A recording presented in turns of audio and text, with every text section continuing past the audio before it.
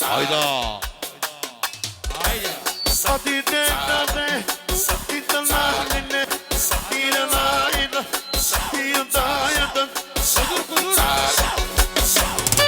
Günü bütün evde yatıyor, işten uzak duruyor, sıcacık ekmek yiyor, öğlen üstü yatıyor arkasındaki, anasındaki.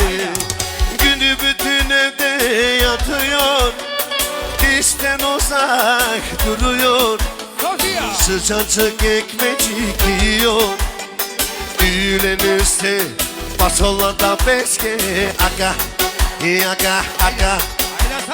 Zındaki, zındaki, zındaki, tırıttaki, tırıttaki, tırıttaki, zındaki, zındaki, zındaki. Ти преминаваме, направете път на началника, където редовно плаща, осигуровки баща, събота, неделя, почивка.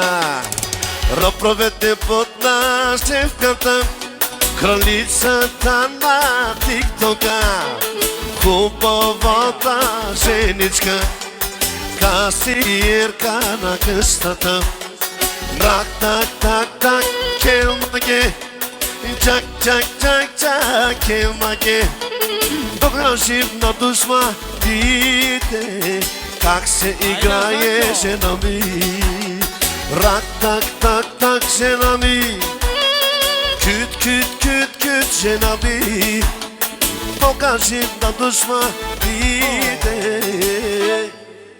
как се играе жена ми. Нямаме ние